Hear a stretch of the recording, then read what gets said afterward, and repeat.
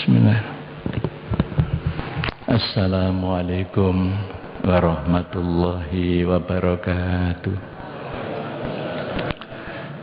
Bismillahirrahmanirrahim.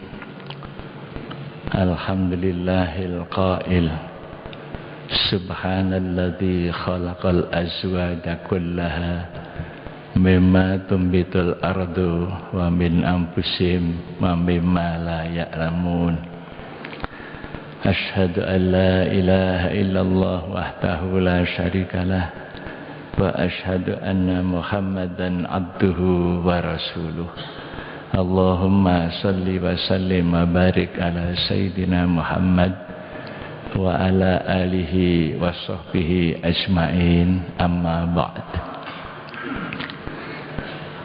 Para bapak, para ibu, hadirin, hadirat, mustami'in, mustami'at di mana saja, rahimakumullah. Alhamdulillah, pada pagi hari ini kita semua umat Islam memasuki bulan Ramadan tahun ini untuk hari yang ke-8. Sudah 1 minggu kita melaksanakan puasa di siang hari, tarawih di malam hari, membaca Al-Quran dan berbagai macam kebaikan. Mudah-mudahan semuanya diterima oleh Allah Subhanahu wa ta'ala. Segala dosa dan kekhilafan kita semoga diampuni oleh Allah Subhanahu wa ta'ala, dan kita diberikan kemampuan untuk melaksanakan ibadah selama bulan Ramadan ini sepenuhnya sampai akhir nanti kita mendapatkan predikat muttaqin, orang-orang yang bebas dari api neraka. Amin ya rabbal alamin. Para bapak dan ibu, tadi disampaikan bahwa saya mendapatkan tugas untuk menyampaikan maudhu judul membina rumah tangga sakinah, mawaddah dan rahmah. Istilah ini diambil dari Al-Quran, ya. Wa min ayatihi an khalaqalakum min anfusikum azwaja litaskunu ilaiha wa ja'ala bainakum mawaddatan wa rahmah. Inna fi dzalika laayatil liqaumin yatafakkarun. Ini surat Rum yang sudah terkenal, seringkali kita dengar, terutama pada saat ada upacara-upacara kemanten. Ayat ini yang mendasari daripada tujuan kita umat Islam itu menciptakan rumah tangga sakinah, litaskunu, mawaddah dan rahmah. Artinya rumah tangga yang tentram, litaskunu, rumah tangga yang penuh dengan kedamaian, saling cinta mencintai, hormat menghormati, sayang menyayangi, suatu kehidupan rumah tangga yang bahagia. Bahagia di sini bukan hanya di dunia, bahkan diharapkan nanti sampai di surga. Karena orang masuk surga itu, firman Allah dalam Al-Quran, jannatud adnin yadkhulunaha wa man sholaha min abaihim wa azwajihim wa dzurriyyatihim. Ya, surga itu nanti dimasuki untuk orang-orang masuk surga itu bersama-sama dengan orang-orang tuanya, dengan istri-istrinya, dengan anak cucunya, tapi dengan catatan waman sholaha. Faman sholaha min abaihim wa azwajihim wa dzurriyyatihim, dengan catatan soleh, gitu.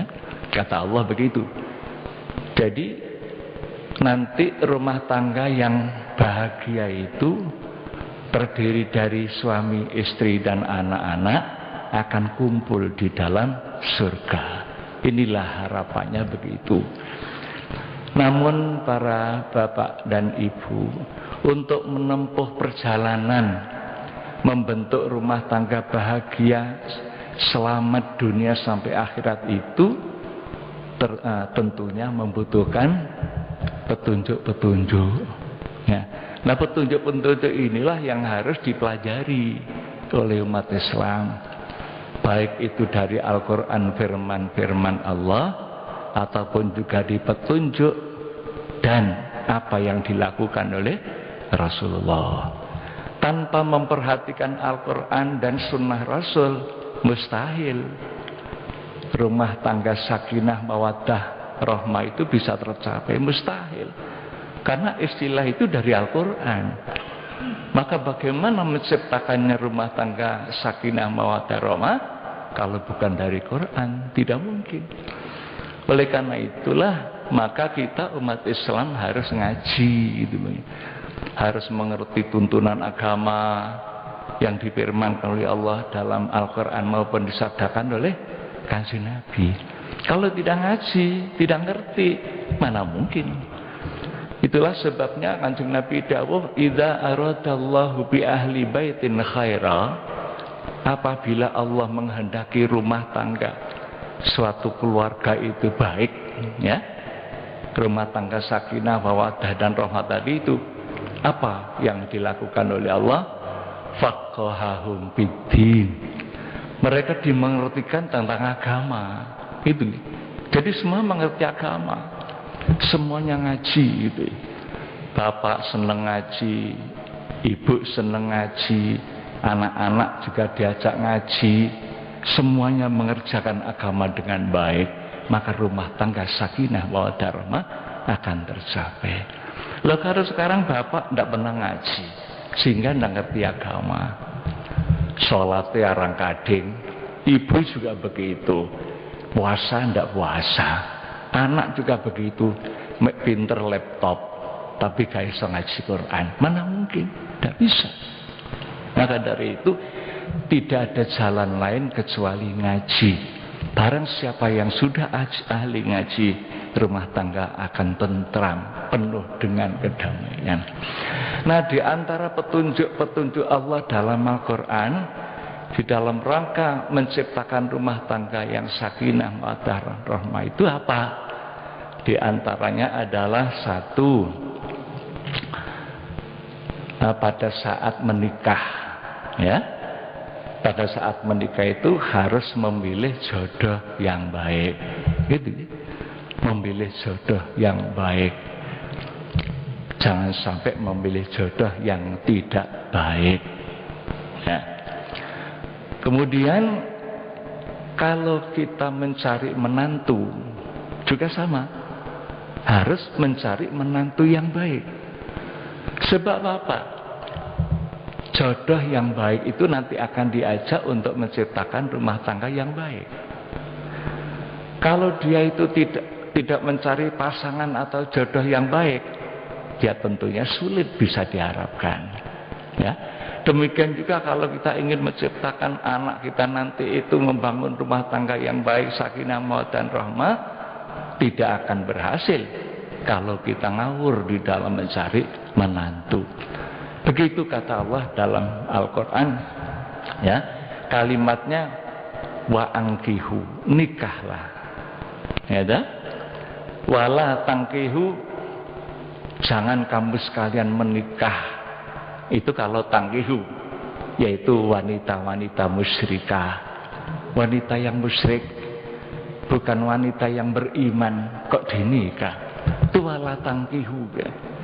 Wala amatun mu'minatun khairun min, ya, wala amatun mu'minatun khairun min musyrikatin walau a'jabatkum. wanita yang mukminah, wanita yang baik, ya, yang beriman, agamanya bagus. Itu kata Allah lebih bagus daripada wanita musyrikah, wanita yang tidak muslim, tidak muslimah. Walau ajabatkum, walaupun wanita tadi itu cantik, kaya, punya kedudukan yang tinggi, tapi musyrikah, tidak bisa. Nah, ini kadang-kadang kita kurang mendapatkan perhatian masalah itu, ya, sehingga menikah saenake dhewe. Pokoke golek wong sing ayu, ya, cari orang yang cantik, lebih kaya, punya kedudukan, tidak peduli apa itu agama Islam atau tidak. Akhirnya apa? Ya tidak bisa. Nanti rumah tangganya tidak bisa mawaddah, ya, sakinah, mawaddah dan rahmah. Nah, demikian juga kalau kita cari menantu, ya, Allah menyatakan wala tungkihu al musyrikin. Kamu jangan sampai menikahkannya. Kalau wala tangkihu itu kamu jangan menikah, mencari jodoh istri. Kalau ini wala tungkihu, kamu jangan menikahkan al musyrikin, orang-orang laki yang musyrik, ya. Berarti kita tidak boleh mencari menantu orang laki-laki yang bukan muslim. Wala tungkihu al musyrikin wala abdum mu'minun khairun min musyrikin. Sungguh walaupun hamba sahaya, budak, akan tetapi mukmin, ya, itu lebih bagus daripada orang musyrik. Walau ajabakum, walaupun orang tadi itu mengagumkan kamu, kamu kagum sekali karena apa? Ganteng, ya, sugih, pangkat, nah, tapi bukan muslim, dia musyrik. Itu jangan, itu kata Allah. Ini kadang-kadang umat Islam melanggar itu, melanggar, ngawur di dalam mencari jodoh, ya, ngawur di dalam mencari menantu. Maka ceritanya kalau orang dulu-dulu itu, ya Bapak Ibu, ya, ceritanya ya, orang dulu-dulu itu kalau mencari menantu itu disuruh melihat bagaimana sholatnya, ya, bagaimana ngajinya, iso ngaji ya itu, jadal sholatnya delok. Itu kalau orang dulu. Kalau orang itu sudah jelas sholat, ya, dia itu pinter ngaji, bismillah. Jadi orang delok apakah itu kaya atau tidak, itu. Jadi yang dilihat ini adalah agamanya, begitu. Itu di dalam mencari menantu. Di dalam menikah juga begitu, mencari istri atau suami. Ya, tapi di situ kata-katanya mencari istri, wala tangkihul musyrikat. Ya, kamu jangan menikah dengan wanita musyrikah. Wala amatun mu'minatun khairun, ya, min musyrikatin. Wanita budak, wanita walaupun itu apa namanya budak, ya, tapi dia itu mukminah, itu lebih bagus daripada wanita merdeka akan tetapi yang musyrikah. Itu adalah satu di dalam cara mencari jodoh atau menjodohkan anak kita. Kalau kita sudah memilih seperti itu, sudah benar pilihannya, ya dilihat dulu orang tuanya siapa, dilihat dulu saudara-saudaranya siapa, lingkungannya bagaimana, gitu ya. Itu dilihat dulu. Sayyidatina Khadijah, istri Rasul radhiyallahu anha, ketika beliau itu melamar Kanjeng Nabi, karena setelah Ibu Khadijah itu melihat Rasulullah itu, Kanjeng Nabi itu, ya, walaupun belum jadi Nabi, Sayyidatina Khadijah sudah yakin bahwa Muhammad ini orang baik, orang besar, calon pemimpin dunia, ya. Setelah membawa dagangan Sayyidatina Khadijah ke luar negeri, pulang membawa keuntungan yang luar biasa. Di perjalanan itu dilindungi oleh mendung. Mendung itu berjalan ikut bersama-sama Rasulullah sampai ke kota Mekah. Itu Ibu Khadijah tahu. Kemudian tanya kepada Maisarah itu yang disuruh membantu Kanjeng Nabi, melayani Kanjeng Nabi di perjalanan. Tapi laki-laki namanya Maisarah. Maisarah. Kalau di sini kan Maisarah itu wanita, ini laki-laki. Ya opo Muhammad itu keadaan ini dalan selama perjalanan menuju ke luar negeri itu. Maisarah ini bilang, Bu, Ibu Khadijah, bahwa beliau itu ternyata bukan orang biasa, orang luar biasa.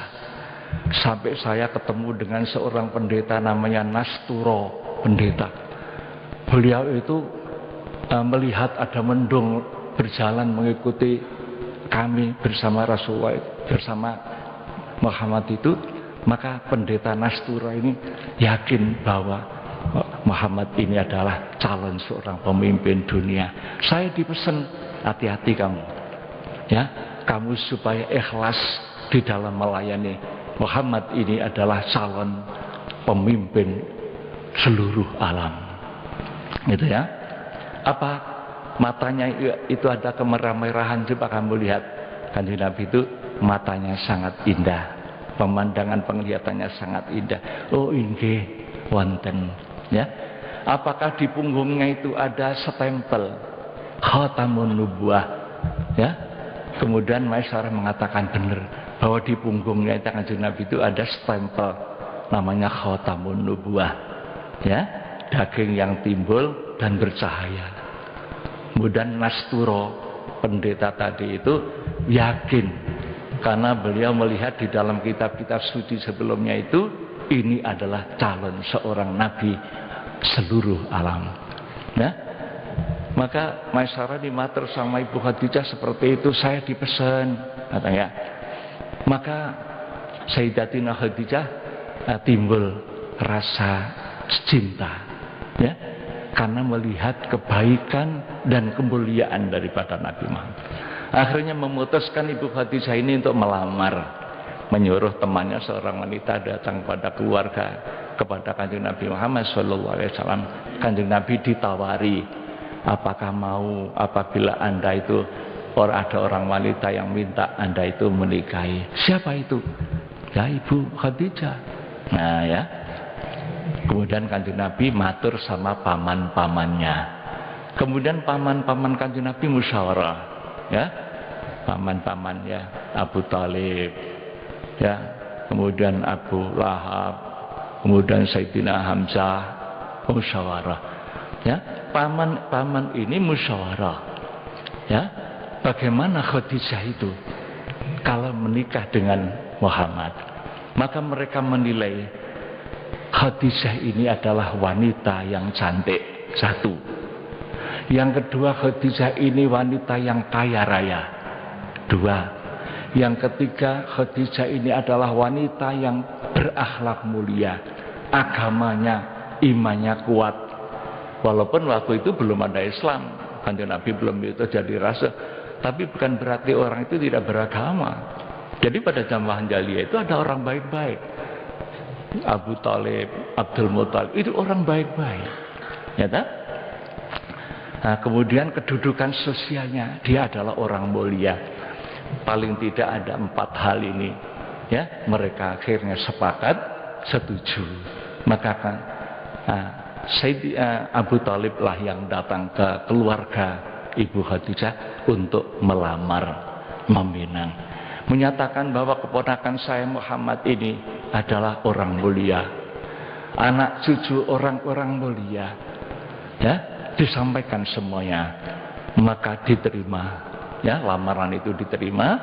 Akhirnya terjadilah pernikahan. Itu diterangkan di dalam kitab Berjanji, di dalam janji ada keterangan itu, ya. Jadi wanita dinikah juga sesuai dengan petunjukannya Nabi. Lima liha, lijamaliha, wali hasabiha, wali diniha. Jadi jodoh itu, orang wanita itu dinikah karena 4 hal, ya.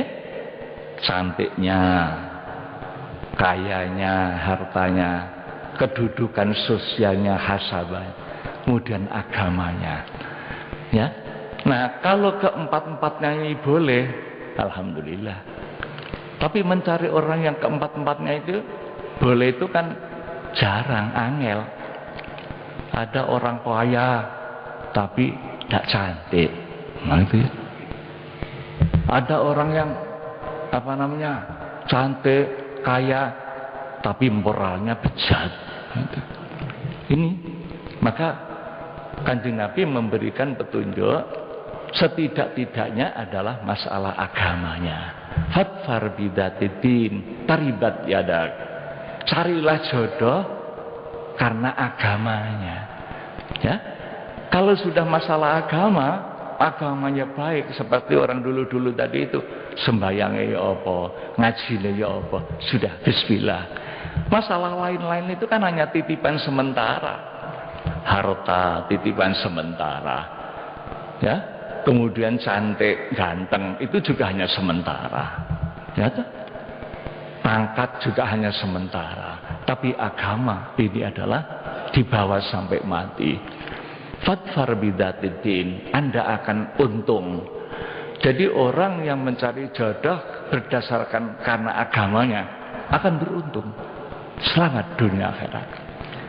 Terkenal di dalam sejarah ada seorang yang namanya Anas, ya, sahabat Nabi ini Anas ya, tapi bukan Anas bin Malik, anak angkat Kanjeng Nabi.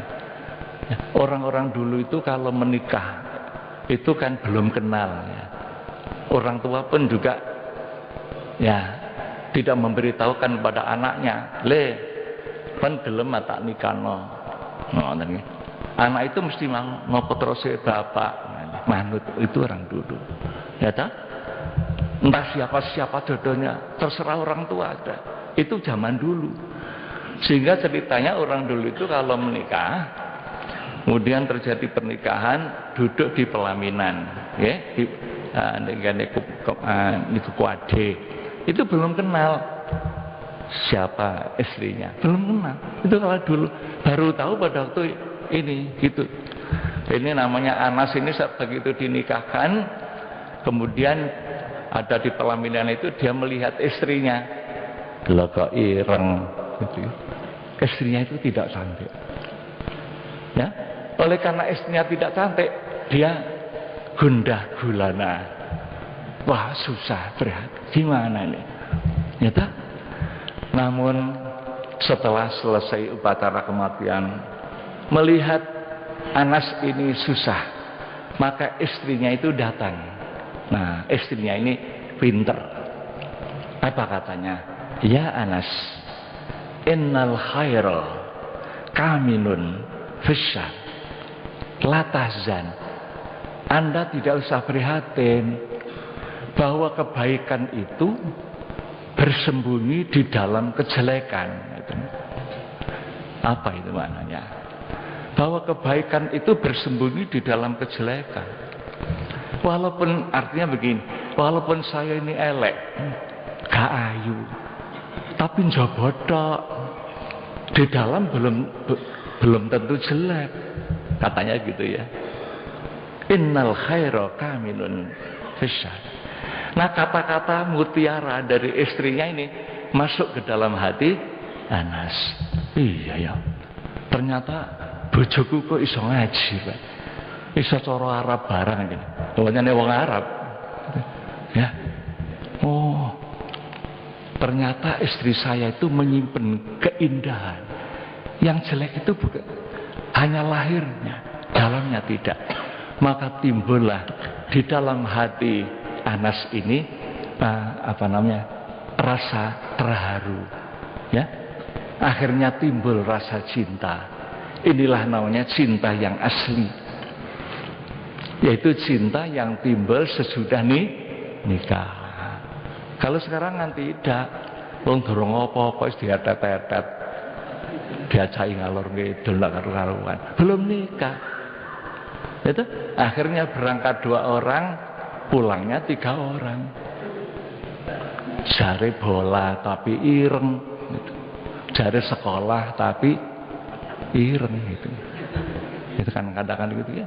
Inilah orang dulu itu begitu. Ya, jadi yang dipentingkan masalah agama. Akhirnya apa? Terjadilah hubungan mesra mawaddah dan rahmah timbul. Ini timbullah mawaddah dan rahmah, cinta dan kasih sayang antara Anas dengan istrinya ini sebagai suami istri. Ya, rumah tangga yang bahagia, rumah tangga yang tentram. Akhirnya lahirlah seorang anak yang sangat alim. Ya, alim tingkatan internasional. Siapa itu? Itulah Imam Malik bin Anas. Malik bin Anas. Siapa itu Malik? Imam Malik, imam madhab, gurunya Imam Syafi'i. Inilah Imam Malik adalah produk orang tua yang baik tadi itu. Jadi hasil daripada perkawinan Anas dengan istrinya ini lahirlah seorang imam besar, kaliber internasional. Imam Malik, tidak ada orang yang lebih alim di Madinah waktu itu melebihi alimnya Imam Malik. Inilah cerita semacam ini perlu kita renungkan. Untuk sekarang ini bagaimana kita mencari jodoh dan juga menjodohkan anak. Ini ya. Kalau sudah tepat, istilahnya sekarang ada perjodohan yang baik, ya. Inilah perjodohan yang baik, suaminya baik, istrinya baik, sesuai dengan tuntunan Islam, diridhoi oleh Allah. Nah, kalau sudah diridhoi oleh Allah, pasti baik. Nah, idza aradallahu bi ahli baitin khaira, apabila Allah menghendaki rumah tangga itu baik, faqahahum fiddin, dimengertikan tentang agama. Kedua-duanya ngerti agama, suami ngerti agama, istrinya ngerti agama, menjalankan agamanya dengan baik, sholatnya gak tahu leren, istiqomah ngajinya juga begitu. Akhirnya lahir anak. Nah, anaknya juga dibina menjadi anak yang baik. Jangan disuruh sekolah dok, sekolah sampai pinter, tapi gak iso ngaji. Ini bahaya. Sekarang ini kadang-kadang saya itu prihatin, Mbak. Sekolah-sekolah itu kan berlomba-lomba untuk mencari popularitas, menjadi sekolah favorit. Akhirnya apa? Yang dikorbankan anak muridnya. Tidak pulang sehari penuh di sekolah tok, dipeletot, ya. Pinter bahasa Inggris, pinter bahasa Jerman, pinter laptop, komputer. Akhirnya apa? Gak iso ngaji. Ya, terlalu banyak di sekolah, di luar, di rumah jarang-jarang. Pulang sudah ngantuk, sudah kesel, disuruh ngaji wis turu. Kasih sayang orang tua kurang. Ini sangat khawatir ya. Ya. Saya kira kalau untuk tingkatan SD itu boyo jangan begitulah gitu. Kasihan. Kalau sudah mahasiswa monggo silakan aja. Sehari-hari di sekolah, tidak pernah pulang, kasihan itu nih. Ini barangkali perlu perhatian bagi kita. Maka kenapa? Kasih sayang orang tua terhadap anak itu sangat mahal harganya. Orang tuanya tidak pernah ketemu anaknya di rumah, hanya sekolah saja gitu. Ya, akhirnya mau disuruh ngaji kelangkar ke musola, sudah ada waktu, belum lagi mempelajari pelajaran yang ada di sekolah tadi itu. Kalau sudah mau ulangan, masya Allah, ya, berbagai macam materi harus dipelajari, ngajinya hilang. Ya, ini khawatirkan. Apabila tiga komponen ini baik, ayahnya baik, ibunya baik, anaknya baik, surga jaminannya. Ya tadi itu, ya tak? Para bapak dari maka di dalam membentuk rumah tangga bahagia ini tidak ada jalan lain kecuali kita memperhatikan agama. Ya, sudah. Kalau sudah tepat pilihannya, ya, sudah bagus, maka harus dibina terus-menerus agamanya. Ya, bagaimana rumah tangga itu menjadi rumah tangga yang bahagia? Kanjeng Nabi memberikan contoh, yaitu pesan kepada Sayyidina Anas bin Malik ini putra angkat Rasulullah. Pesannya begini, ini pembinaan pribadi masing-masing. Ya Anas, asbighil wudu, yazid fi umrika. Hai Anas, kamu kalau wudu itu supaya sempurna no wudumu. Nah, ya. Yazid fi umrika, maka umurmu akan tambah. Ya. Jadi pengertiannya barang siapa yang ingin umurnya panjang, umurnya barokah, kalau wudu supaya sempurna. Ini namanya pembinaan pribadi. Bapaknya wudunya bagus, ibunya wudunya bagus, anaknya juga bagus. Jaminan. Ini petunjuk Rasulullah. Bagaimana wudu yang bagus itu? Ya sesuai dengan petunjuk agama. Bismillahirrahmanirrahim. Niat nawaitul wudu liraf'il hadatsil asghari fardhon lillahi ta'ala, membasuh muka. Kalau petunjuk daripada para sufi, aja mek raup tok. Di samping membasuh muka itu ada doanya, kata Imam Ghazali ya. Jadi lahir batin, Allahumma bayyid wajhi, ya Allah putihkanlah wajahku, yauma tabyadul wujuh wa taswadul wujuh. Nanti hari kiamat itu hanya ada dua wajah, putih dan hitam. Putih itu wajahnya orang mukmin masuk surga, hitam wajahnya orang kafir masuk neraka. Ya Allah, putihkanlah wajahku. Sehingga nanti malaikat yang akan mengurus orang-orang yang masuk neraka itu tidak usah tanya. Pokoknya wajah ireng langsung. Pokoknya wajah ireng langsung dipegang. Ya. Yauma yu'khadul mujrimuna bisimahum fayu'khadu bin nawasi wal aqdam. Surat Ar-Rahman ya. Jadi la yus'alu anta bihi insum walajan.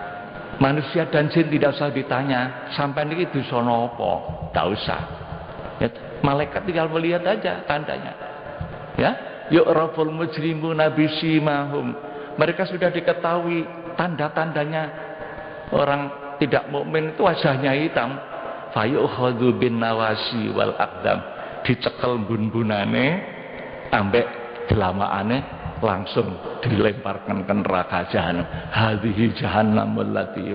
Itu ya, neraka, silakan rasakan.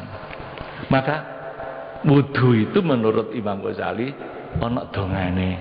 Di dalam kitab Hidayatul Hidayah monggo ngaji nggih. Itu dongane wudu. Kalau orang-orang ahli syariat tidak ada itu dongo itu. Tapi kalau ahli hakikat para sufi, wudu itu ora kok ngono tok. Kejaba lahire resik, atine diresiki pisan didongani. Allahumma bayyid wajhi. Nggih, pada waktu membasuh tangan kanan, Allahumma a'tini kitabi biyamini. Ya tak, wa hasib dihisab yasira, ya Allah, semoga nanti aku menerima buku catatan amal dengan tangan kanan ya Tuhan, dan semoga engkau menghisab aku dengan hisab yang ringan. Waktu membasuh tangan kiri, Allahumma inni a'udzubika ya wala tu'tini kitabi bisimali wala min warai dhahri. Ya Allah, jangan kau berikan tangan catatan amalku dengan tangan kiri atau dari belakang punggungku ya Tuhan. Bab ceritanya begitu dalam Al-Quran ya, didongani, ada donganya. Pada waktu membasuh kepala, Allahumma harim sya'ri wa basyari binanar, haramkan rambutku dan kulitku ya Allah dari api neraka. Sampai kepada kaki, waktu membasuh kaki, Allahumma tsabbit qadami ya yauma tazillu aqdamul munafikin. Ya Allah, tetapkanlah telapak kakiku ketika lewat di atas sirat, alas sirat. Tsabbit qadami alas sirat. Pada hari itu di mana banyak kaki-kaki yang terperanjat masuk neraka ya Allah, tetapkan kakiku. Itu doa. Itu kata Imam Ghazali. Memang di dalam syariat ada, di dalam fikih ada. Itulah sebabnya kata Gus Dur di dalam syairnya itu kan, ojo ngaji mek syariat tok, kan itu ya. Ojo ngaji syariat tok. Ya Rasulullah salamun alaik ya Rafi asyani wa daraji atfataya jiratal alami ya uhai lalju juddi wal karomi. Itu diantaranya syair itu Gus Dur mengingatkan, ojo ngaji syariat tok, perlu ngaji hakikat, ngaji tasawuf perlu untuk membersihkan hati. Sebab kalau hatinya masih kotor, kata Gus Dur, pinterane ger pinter nulis sampai pinter maca. Mari ngono seneng ngilokno wong, ngafirno wong liya, kon kafir, kon kafir. Ah, kafire dhewe ora peduli. Sebab atine sik kotor. Maka dari itu kalau wudu, kata Rasulullah, sing sampurna. Itu asbiqil wudu yasid fi umrik, akan tambah umurmu. Yang kedua, ya, wasallim ala man laqita taktsur hasanatuka. Kamu ketemu dengan siapa saja, jangan lupa uluk salam. Ya toh? Yaksur hasanat taktsur hasanatuka. Banyak sekali pahalamu. Untung ketemu wong assalamualaikum, ketemu sapa ya assalamualaikum, di dalan, di pasar, di mana saja assalamualaikum. Yang ketiga, wa idza dakhalta ala ahli baitika fasallim yakthur khairu baitika. Ini rumah tangga. Apabila kamu masuk rumah, ojo lali uluk salam. Ini petunjuk Rasulullah. Ya. Ala ahli bait fasallim yakthur khairu baitika. Rumahmu akan barokah. Nggih? Nah, kebanyakan kita kan lupa dah. Coba Bapak ditanya, kalau masuk rumah uluk salam enggak? Ternyata banyak yang tidak salam. Kalah sampai arek cilik, arek-arek TK itu oleh gurunya dikandani, le nduk kan nek muleng kok ndek omah aja lali uluk salam ya. Nggih. Wah, uluk salam, assalamualaikum. Bapake gak jawab, ibuke gak jawab. Wah, aku uluk salam gak dijawab sampai bapak. Apa ya Pak? Pelane apa? Mbae Kristen. Enten iki. Iku lho anakmu bolak-balik salam ae. Salammu dhewe dilebokno nang ngene kamu sriwat. Apa jenenge Kristen ya? Salam ya. Niku penting. Karena Allah menyatakan dalam Al-Qur'an, bukan hanya hadis Kanjeng Nabi. Ya, fa idza dakhaltum buyutan fasalimu ala anfusikum. Kata Allah dalam Al-Qur'annya, kalau kamu masuk rumah, jangan lupa uluk salam untuk dirimu sendiri. Bagaimana itu? Prakteknya kalau di rumah itu ada orangnya, assalamualaikum, dijawab waalaikumsalam, kembali fasalimu ala anfusikum, salamun nang awakmu dhewe, kata Allah ya. Karena kalau dijawab salam itu kembali pada kita, waalaikumsalam, sama kan salam pada diri kita sendiri ya. Tahiyatan min indillah, merupakan penghormatan dari Allah, mubarakatan thayyibah, barokah. Jadi rumahnya akan barokah. Di situ banyak malaikat. Ya, rumah tangganya tentram. Itu petunjuk Rasulullah. Insya Allah diberikan barokah umurnya, barokah rezekinya, barokah keluarga, tentram ayem, rumah tangga yang sakinah, mawaddah dan rahmah. Ditambah lagi kata Rasulullah dengan kepada Sayyidina Anas, wasolli sholat duha, ojo lali sholat duha, fa innaha sholatul awabin. Sholat duha itu sholate wong biyen-biyen, wong sing ahli taat nang Gusti Allah. Rezekine diparingi gampang. Orang tua mengatakan sholat duha itu sholat kesugihan. Sopo-sopo sing kepengin sugih sholat duha. Berarti masalah keluarga tuh, ada orang sulit rezekinya. Ya mungkin karena kurang sholat. Sholatnya duha gak patut dilakoni. Kan Nabi memberikan petunjuk salat duha. Kemudian berikutnya lagi warhamis shaghir wa wakiril kabir. Ini rumah tangga. Hendaklah Haknas kamu sayang kepada anak-anak kecil, hormat pada orang tua-tua. Di dalam kehidupan rumah tangga, yang tua menyayangi yang muda menghormati yang lebih tua. Rumah tangga yang bahagia. Ya? Sekarang ini kan seringkali anak-anak ngelamak dah. Ngelamak nang wong tuane, ngelamak nang emase. Ya, jambal. Itu gara-gara karena orang tuanya tidak mendidik anaknya. Tapi kalau rumah tangga itu baik, anak itu sayang, hormat pada orang tuanya, pada ayah dan ibunya. Dia tidak pernah memanggil ayahnya dengan namanya. tapi menanggil abah, kepada ibunya umi, anak yang bagus. Ya, maka Nabi Ibrahim berdoa, Rabbana hab lana min azwajina wa dzurriyyatina qurrata a'yun. Jadi rumah tangga yang membawa kenikmatan, ya, keindahan, cahaya mata. Itu digambarkan dalam rumah tangga sakinah mawaddah. Kalau kamu melaksanakan seperti itu, hai Anas, ya, maka nanti takun min rufaqai yaumal qiyamah, besok dadi kancaku kowe ndek swarga, ya. Jadi mulai dari wudunya disempurnakan, kalau ketemu orang jangan lupa salam, kalau masuk rumah jangan lupa uluk salam, jangan lupa sholat duha, sayangi yang lebih muda, hormati yang lebih tua. Nanti kamu akan jadi teman saya di dalam surga. Apa khusus untuk Anas? Tidak. Kanjeng Nabi dawuhnya kepada Sayyidina Anas, tapi untuk umatnya. Siapa saja yang mau melaksanakan seperti itu, insya Allah, ya, bahagia, rumah tangga yang sakinah, mawaddah dan rahmah akan berhasil. Di Kota Malang ini banyak sekali orang pegatan.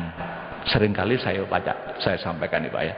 Silakan tanya kepada kantor pengadilan agama. Setiap hari ini ada 6-7 orang yang mengajukan perceraian di Kota Malang loh Pak.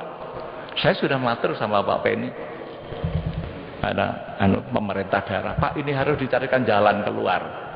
Jangan sampai Malang ini hanya ijo royo-royo tapi mek godhonge tok. Jangan.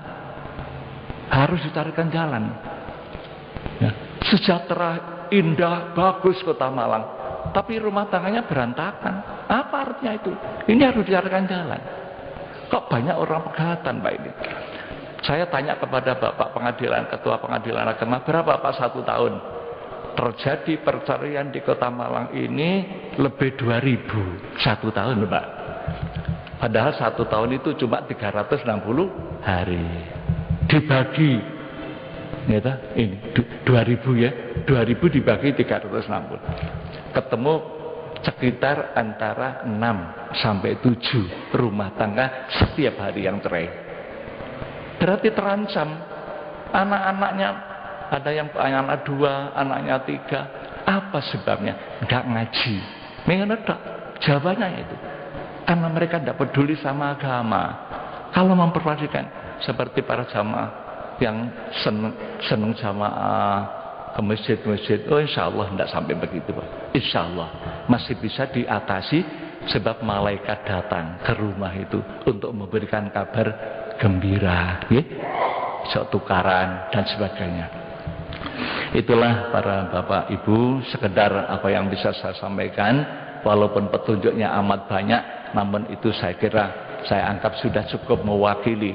Mudah-mudahan Allah memberikan berkah kita, umur kita diberikan berkah, rezeki kita diberikan berkah, keluarga kita juga keluarga yang berkah, selamat dunia, selamat di akhirat, bersama-sama nanti masuk surga. Amin ya rabbal alamin. Allahumma rabbana taqabbal minna innaka antas samiul alim wa tub alaina innaka antat tawwabur rahim. Allahumma fa'na bima 'allamtana wa 'allimna ma yanfa'una ya Allah. Rabbana taqabbal minna sholatana wa siyamana wa ruku'ana wa sujudana wa jami'a ibadatina wa la tadrib biha wujuhana ya ilahal alamin. Allahumma inna nas'alukal afwa wal afiyah wal mu'afatad daimah fid dini wad dunya wal akhirah. Allahumma innaka afuwwun karim tuhibbul afwa fa'fu anna ya karim. Wa sallallahu ala sayyidina Muhammadin wa ala alihi wasallam. Walhamdulillahi rabbil alamin. Wassalamualaikum warahmatullahi wabarakatuh.